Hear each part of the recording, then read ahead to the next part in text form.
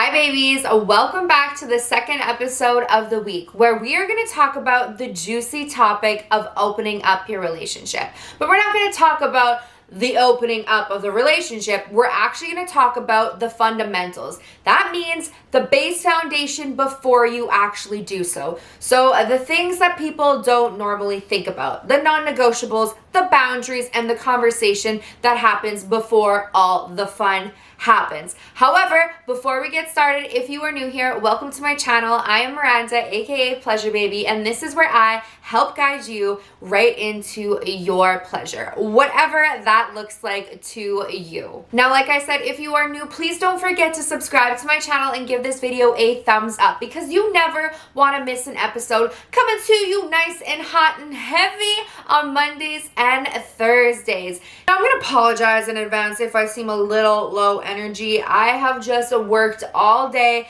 and I am hella exhausted. Trying to balance these two jobs is just becoming a lot. So don't mind my crazy hair and this outfit that I'm still wearing, which I did therapy in all day. But lucky for you guys, you can't smell my armpits from there and how potent I really am. But that's enough about me because I am just disgusting you by the minute, or maybe I am turning you on.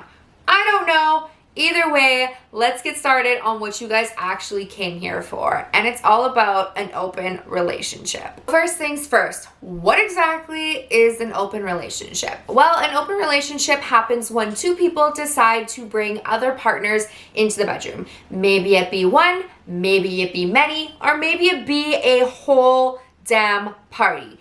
Either way, there are certain things that need to be talked about beforehand, meaning it can't just be one person's idea and the other one saying, yeah, sure, I will do it for you. No. Both parties have to be on the exact same page. Your relationship should have extremely strong communication so that there is absolutely no blurred lines. Now, if you and your partner are not identically on the same page and you guys do not have communication skills and you are also maybe not in the most healthy relationship, this is most likely not going to be the fix for your relationship, nor is it a great time to open it. So let's take a moment to talk about the most important boundaries to establish before you get into all of that fun. So now that we have both of you ready to open up your relationship, let's talk about our first boundary. One of the main things to keep in check and the bare minimum is a monthly temperature check-in.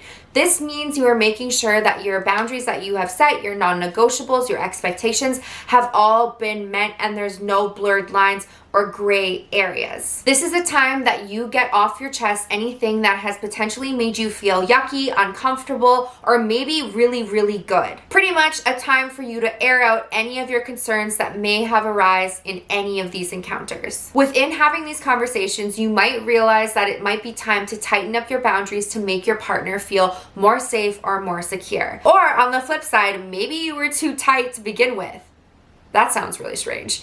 Maybe your boundaries were too tight to begin with and you have allowed some time to realize that you might have outgrown certain rules and certain boundaries, and then going forward you can actually loosen them up. The second step that I want to talk about is establishing a proximity boundary. Now, what this could look like is not having sex with anybody in your city, not having sex with your friends, or anybody who is not normally or has not already been in an open relationship. For the most part, people tend to enjoy keeping their sex life separate from their personal life, meaning that you're not having sex with your friends, your coworkers, or anything like that where it can get gray and pretty complicated. Not saying that it can't be done, because sometimes these people that you meet that might also be in an open because sometimes the people that you meet that might already be in an open relationship end up being your closest friends. It's just really important that you guys figure out what works best for your relationships. So make sure you know your non-negotiables and your no-goes.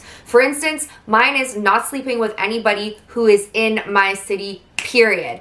I don't want to do that at all. So that means it leaves us open to going on vacation, traveling to different places and experiencing different play partners in that way, and embodying those experiences like sex parties, swinger clubs, anything like that. Those are my go-tos rather than dealing with something that is more of too close for comfort for me. And that's personally because I don't like lots of people in my actual personal life. Then you also have people that have a mate that leaves the country or leaves the province or the state, wherever you're located, and they open up the relationship when their partner is gone. Obviously, this is consensual and talked about ahead of time. So that means that your relationship only becomes open when that partner leaves. Now, for the sake of running into those stickier situations, now obviously you want to try to avoid hurting somebody's feelings or getting yourself stuck in those sticky situations down the line.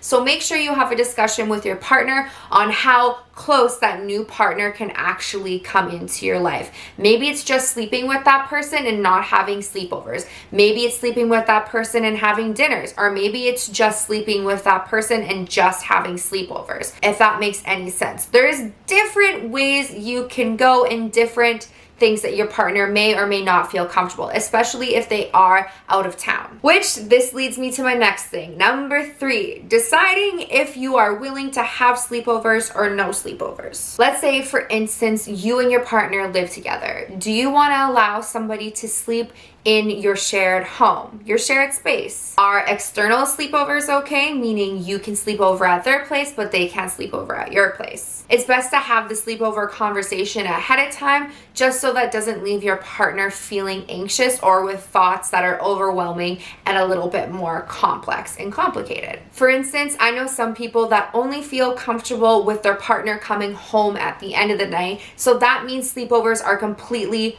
off the table. At this point, you're keeping it specifically just as sexual partners. This is a really good rule, especially if you are new to opening up your relationship. It can help ease some of the initial discomfort or even feelings of insecurities. Because let's face it, those feelings are 100% natural and 100% human. So honor yourself if you do feel anything that makes you feel uncomfortable, and talk about it and set those boundaries. The next one I want to talk about is setting a boundary for non-sexual intimacy. So setting rules and boundaries around what happens before intercourse. A lot of people tend to gravitate to one of the rules of no kissing because it is deemed more intimate and more love-bound. Another example would be to hold hands with that person or to not hold hands with that person. Cuddling or no cuddling. Showering together after or not showering together. The sleepovers or the not sleepovers. But it's really good to establish those boundaries before intercourse actually comes into play. That way you have your safeguard up and you're not running into any chaos. In the beginning, you'll usually have a huge list of things that you don't feel comfortable with. And eventually, a lot of those things will work its way off the list. And some of them might not. However, it's impossible for me to sit here and tell you what is going to be on your list and what is not going to be on your list, because every couple is completely different. The next tip that I have for you is to establish and require group communication. So that means you and your partner are communicating with the other people involved. That establishes an extra layer of trust and also another layer of comfortability. That way you guys can all coordinate together, you guys can all establish your boundaries together for the comfort of everybody involved. So those are just my basic 5 tips to help you open up your relationship and what you need to do first to get anything started. And honestly, having this conversation, watching this video together and sitting down and just letting it kind of simmer for a month or 2 and making sure you guys are both really in it together and on the same page. Hell, maybe you guys try it out once and you realize that it isn't for you. Make sure you are continuously talking about it and communicating so that there is no sticky situations or resentment to be had for the other person. That is another reason why I say it is extremely important that you are both on the exact same page. Start off slow. You don't need to jump right off the deep end and go balls to the wall. Start slowly, maybe doing something together with another couple or maybe doing something with another person. You don't have to go crazy full blown overboard, and just make sure you're communicating the whole way through. That will help you keep this healthy and rest your mind easy at night. All right, babies, I hope this video was able to help soften you into the idea, or into the conversation at least, of opening up your relationship. If you haven't done so already, please make sure you give this video a thumbs up and subscribe to my channel. You can find me on Instagram and TikTok at PleasureBaby. All right, babies, I will see you on Monday, and I promise I will be way more awake than I was awake for this. Good day.